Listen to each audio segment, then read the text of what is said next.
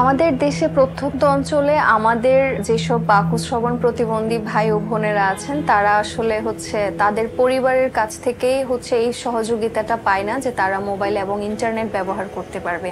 তাদের পরিবারের সচেতনতার অভাব রয়েছে, কারণ তারা মনে করে যে সে যেহেতু বাকু শ্রবণ প্রতিবন্ধী ব্যক্তি, সে মোবাইল ফোন ইউজ করে কি করবে।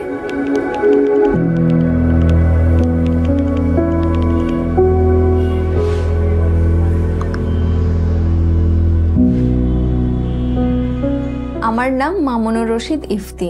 আমি একজন বাকু শ্রবণ প্রতিবন্ধী ব্যক্তি। আমার বড় বোন একজন ইশারা ভাষার দোভাষী। আমার ছোট ভাইয়ের মোবাইল এবং ইন্টারনেট ব্যবহারের আগে লাইফটা অনেক বেশি কঠিন ছিল। তো 2018 সালে সে ঢাকার একটা প্রতিবন্ধী বিদ্যালয়ে পড়াশোনা করতে আসে।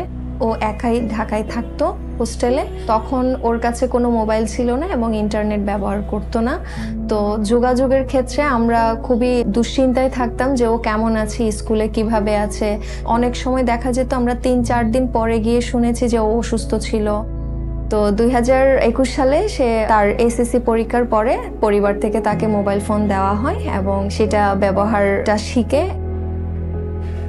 আমার ছোট ভাই যখন প্রথম মোবাইল ফোন ব্যবহার করতো তখন তার একটু প্রবলেম হতো। সে অনেকগুলো অ্যাপস সম্পর্কে জানতো না যে এই অ্যাপসগুলা কি কারণে ব্যবহার করা হয়। তো সে এরপরে মোবাইল ইন্টারনেটের মাধ্যমে সে গুগল করে সেগুলা ফাইন্ড আউট করে যে কোন অ্যাপসের কাজ কি।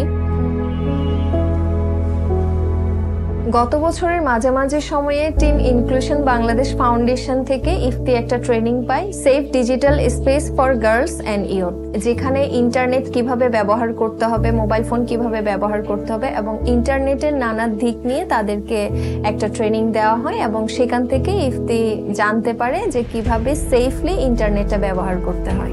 ইফতি অনেক বেশি অবগত এই অনলাইন প্রতারণার বিষয়টা নিয়ে এবং সোশ্যাল মিডিয়াতে কিন্তু সে খুব সতর্কতা সহিত সবকিছুই করে। তো ইশারা ভাষায় যোগাযোগ করার জন্য অবশ্যই ভিডিও কলে কথা বলতে হয়, ভিডিও করতে হয়। তো সেই ক্ষেত্রে মোবাইল ইন্টারনেট তাদের জন্য খুবই গুরুত্বপূর্ণ। সে মোবাইল ইন্টারনেট ব্যবহার করে অনেক ভিডিও বানাতে পারে। সে তার বন্ধুদের সাথে খুব ইজিলি কথা বলতে পারে ভিডিও কলে। সে funny, interesting, motivational, educational, informative অনেক ধরনের ভিডিও সে বানিয়ে তার ডেফ কমিউনিটির মাঝে ছড়িয়ে দেয়। এবং সে যে অনলাইন সার্ভিসগুলা কিন্তু সে খুব ভালোভাবেই করতে পারে, যেমন ফুডপান্ডা থেকে খাবার অর্ডার খুব ইজিলি ঘরে বসে পেমেন্ট করতে পারে, এগুলো সবকিছুই করতে পারে। মোবাইল ইন্টারনেট আমার ছোট ভাইয়ের জীবনটাকে অনেক বেশি সহজ করে দিয়েছে।